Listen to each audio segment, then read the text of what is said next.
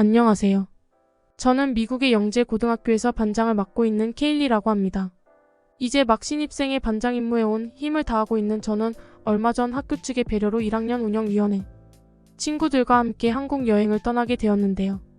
평소 한국의 K-POP가 드라마에 굉장히 관심이 많았던 저는 어디로 입학여행을 가고 싶냐는 선생님의 질문에 한국으로 가겠다고 했고, 선생님께서도 요즘 한국이라는 나라로 입학여행을 가고 싶다는 학생들이 많아졌다며 너무나 흔쾌히 보내주시더군요. 미국의 몇 없는 영재고등학교인 저희 학교는 매년 신입생들에게 입학여행이라는 혜택을 주기에 이제 막 학교에 입학한 저와 같은 신입생들에게는 어떤 나라로 입학여행을 갈지 정하는 것이 매우 중요한 문제 중 하나인데요.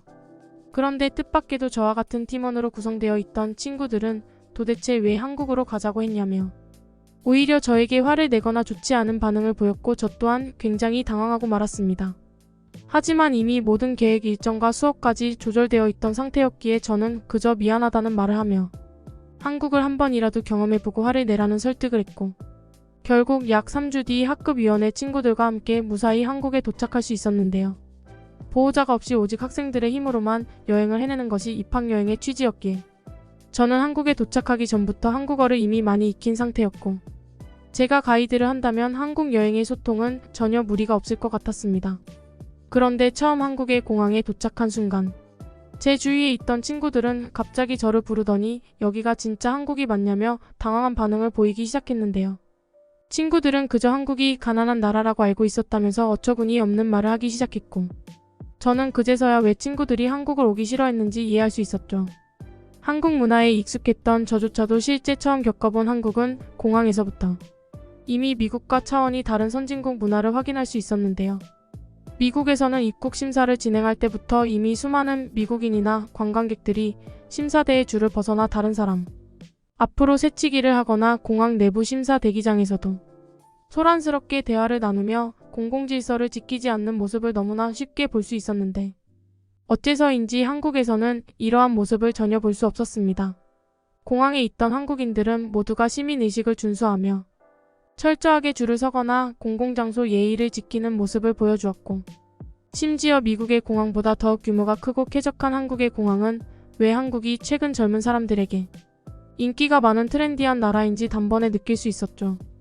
저뿐만 아니라 다른 친구들도 공항 이곳저곳을 살펴보더니 이렇게 좋은 나라인 줄 정말 몰랐다면서 놀라는 반응을 보였고, 심지어 한 친구는 공항 화장실이 호텔보다 좋다면서 난리를 치기 시작했습니다. 그런데 한국에서의 진짜 놀라움은 저희가 머무를 한국에서의 홈스쿨링 숙소에 도착했을 때였습니다. 사실 미국에서는 아무리 고위층 부자라도 대부분의 집들이 그저 벽돌과 나무로 지어진 타운하우스에서 거주를 많이 하는 저희가 방문했던 한국의 홈스쿨링 숙소는 뜻밖에도 엄청난 빌딩 그 자체였는데요. 당황스러운 숙소의 모습에 저와 친구들은 진짜 여기가 사람이 사는 곳이냐며 당황하는 반응을 보이고 말았고, 바로 그때 저에게 한 통의 전화가 걸려왔습니다. 자신을 현재라고 소개한 그는 저희와 함께 한국어를 익히며 단기간에 홈스쿨링 숙소 사용을 안내해줄 한국인이라고 했고, 뜬금없이 눈앞의 기계에 자신이 불러주는 번호를 입력하라며 헛소리를 늘어놓기 시작하더군요. 살면서 번호를 누르고 들어가는 집은 정말 처음이었기에 저와 친구들은 당황할 수밖에 없었지만, 일단은 현재가 시키는 대로 눈앞의 이상한 기계의 번호를 누르기 시작했습니다. 불러준 번호를 모두 입력한 바로 그 순간 신호음과 함께 엄청나게 큰 자동문이 열렸고, 저는 눈앞에 펼쳐진 광경에 큰 충격을 받고 말았는데요. 빌딩 내부에는 인공정원과 폭포, 심지어는 디지털 자물쇠로 보안까지 철저하게 유지되고 있었고, 저는 이렇게 비싼 숙소는 처음이라 그 자리에서 얼어붙고 말았습니다. 친구들 또한 미국이 제일 부자 나라인 줄 알았는데 H한국은 미국과는 차원이 다른 부유함을 가지고 있는 것 같다면서 이런 곳에서 사는 한국인들이 부럽다고 했고, 그건 저 또한 마찬가지였어요. 잠시 후 엘리베이터의 문이 열리더니 저와 전화통화를 했던 현재가 나타났고, 저와 친구들은 한국인 친구 현재의 안내를 받아 저희의 홈스쿨링 내부 숙소로 들어갈 수 있었습니다. 그런데 놀랍게도 숙소 내부에는 미국의 최상류층이 사는 것과 똑같은 형태의 내부 시설물이 갖추어져 있었고, 저는 이렇게 비싼 숙소인 줄은 몰랐다면서 현재에게 혹시 부자냐는 질문을 건넬 수밖에 없었는데요. 미국에서는 너무 비싸서 한 번도 사용을 못했던 식기세척기는 물론 엄청나게 큰 냉장고가 무려 2개나 갖추어져 있었고, 심지어 전기를 이용한 가스버너 시스템은 살면서 정말 처음 보는 가전제품이라 어떻게 쓰는지 사용법도 모를 정도였죠.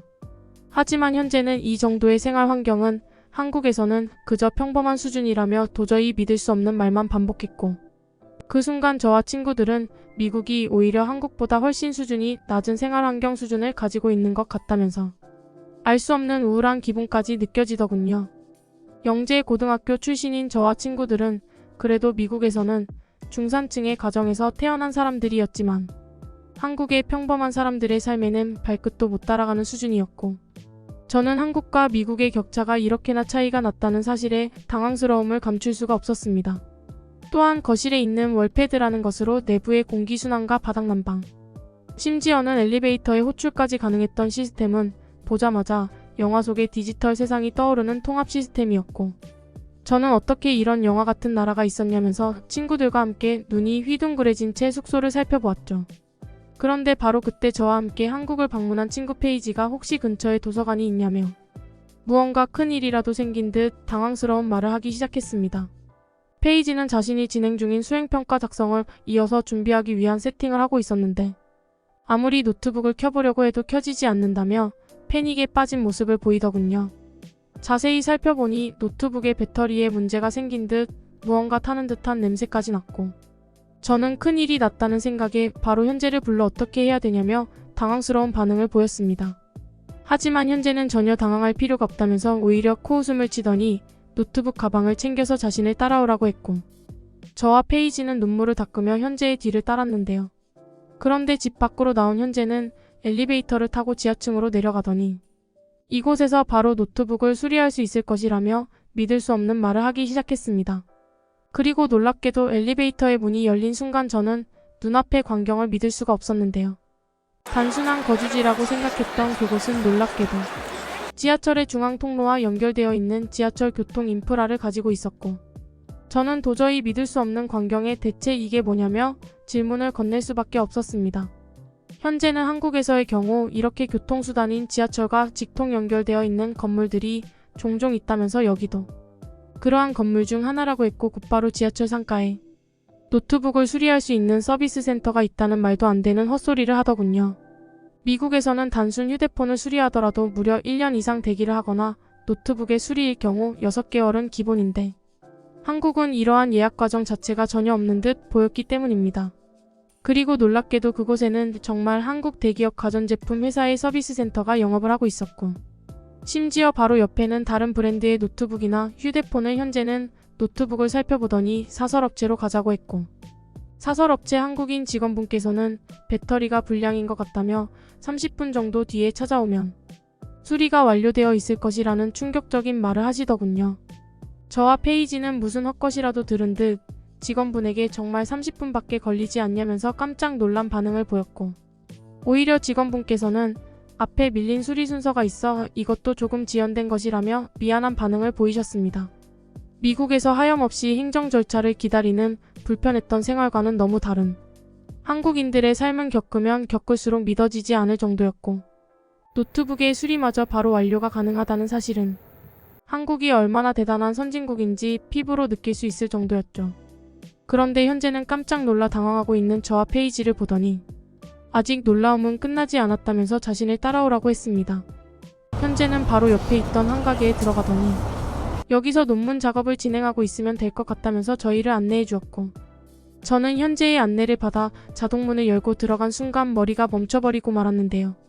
그곳에는 한국 드라마에서만 봐왔던 한국의 PC방이 펼쳐져 있었고, 저는 살면서 처음 겪어보는 한국의 최신형 PC방에 엄청나게 당황할 수밖에 없었습니다. 사실 미국에서는 PC방이라는 시설 자체도 보기 힘든 것은 물론 아주 가끔 이러한 PC방 시설이 생겨도 하루 만에 모든 컴퓨터 부품이나 모니터들이 도난을 당하는 범죄가 발생하는 것이 너무나 당연한 일상인데, 놀랍게도 한국은 이러한 범죄가 전혀 발생하지 않는 듯 지우 많은 한국인들이 너무나 평화롭게 PC방을 이용하고 있었기 때문인데요. 심지어 PC방 내부에는 최신형 에어컨과 공기청정기는 물론 저는 정말 처음 겪어보는 한국의 PC방 문화에 한국이 이렇게나 디지털 인프라가 발전한 선진국이었구나라는 생각이 들 정도였죠. 또한 더욱 신기했던 것은 PC방 내부에서 문서 프린트를 할 수 있는 프린트기는 물론 팩스와 스캔까지 할 수 있는 상당히 비싼 스캔 기계까지 매우 저렴한 비용으로 사용할 수 있었다는 사실인데요. 제가 다니고 있던 미국의 영재 고등학교에서는 프린트를 한 번이라도 하려면 그래도 돈을 좀 줘야 되는데 한국의 PC방에서는 그저 몇백 원으로 수백 장의 프린트를 무한대로 출력할 수 있었습니다. 한국을 처음 경험해본 페이지는 한국의 PC방이 마치 하나의 멀티플렉스 시설처럼 느껴진다며 얼른 자신도 수행평가 논문을 재점검해보겠다는 말과 함께 PC방의 프론트로 달려가더군요. 그런데 바로 그 순간 현재는 굳이 프론트로 갈 필요가 없다는 충격적인 말과 함께 갑자기 자판기처럼 생긴 기계로 가더니 능숙하게 자신의 카드를 집어넣고 뭔가 하기 시작했습니다. 놀랍게도 한국의 PC방에서는 지폐나 카드를 이용해 무인으로 PC방 시간을 충전할 수 있는 무인 결제 시스템이 운영되고 있었는데요. 일반적으로 미국에서는 PC방을 이용할 때 정확한 금액의 현금을 줘야만 하기에 불편한 것이 한둘이 아니었는데 한국은 미국의 PC방과는 차원이 다른 무인 결제 자판기가 설치되어 있었고 이것은 너무나 편리했습니다.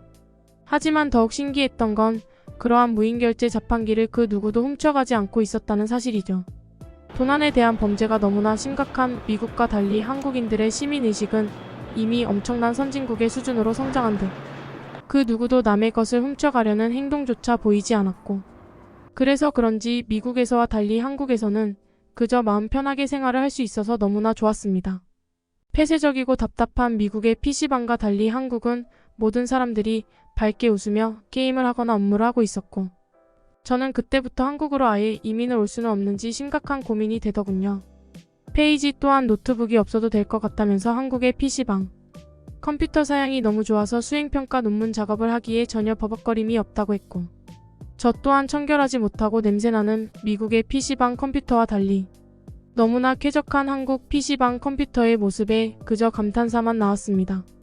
약 30분 후 정말 페이지의 노트북은 완벽하게 수리가 되어 있었고 심지어 한국인 사장님께서는 노트북을 최신으로 업데이트해 놓았다면서 따뜻한 배려심까지 보여주시더군요. 현재는 저희에게 시간이 조금 늦었으니 밖에서 저녁을 먹자고 했고 저와 페이지는 그 순간 시간을 확인하고는 크게 당황하고 말았습니다.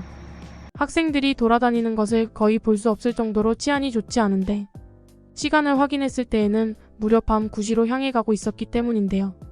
저는 현재에게 늦은 시간까지 학생들이 밖에서 밥을 먹으면 너무 위험하지 않겠냐며 숙소로 돌아가기를 권했지만 현재는 어째서인지 폭소를 터뜨리고는 길거리로 나가보면 그런 생각이 싹 사라질 것이라는 말만 반복했습니다. 그런데 현재의 말대로 PC방 출구로 나온 순간 영업 중 저는 밝은 분위기 속에서 어린 학생들이 돌아다니는 한국의 방거리에 큰 충격을 받았는데요. 늦은 시간이었지만 오히려 길거리에는 낮보다 사람들이 더욱 많았고 너무나 신기했던 것은 교복을 입고 돌아다니는 학생들도 상당수 보였다는 사실입니다. 심지어 PC방 주변에는 간단하게 밥을 먹을 수 있는 식당들도 꽤 많이 있었고 이러한 모습은 저녁에 외식을 한번 하기도 힘든 미국의 위험한 치안과는 전혀 다른 분위기였죠. 그런데 길거리를 걸어가던 바로 그 순간 저는 굉장히 신기한 광경을 볼 수 있었는데요. 한국의 길거리에는 아예 외부로 옷을 전시해놓고 옷을 파는 매장들이 꽤 많이 보였고 심지어 그곳에서 몇몇 한국인들은 옷을 직접 고르고 있었기 때문입니다. 처음에는 옷을 훔쳐가려는 것은 아닐까 라는 생각에 한국인들을 주시하고 있었지만 놀랍게도 그분들은 오히려 밖에서 옷을 골라 내부로 들고 들어가더니 양심적으로 결제를 진행했고 저는 어떻게 외부의 옷을 진열해놓고 팔 수가 있냐며 정말 한국이기에 가능하다는 놀란 반응을 보일 수밖에 없었죠. 하지만 현재는 저러한 야외 매장은 한국에서는 그렇게 특별한 경우는 아니라며 그저 평범한 일상 중 하나라고 했고 저는 이렇게나 살기 좋고 안전한 나라인 한국으로 이민을 오고 싶다는 생각이 더 강해지기 시작했습니다. 그 후 밖에서 간단한 저녁 식사를 마친 저희 일행은 쇼핑까지 하며 저녁 시간을 더욱 알차게 보내게 되었는데요.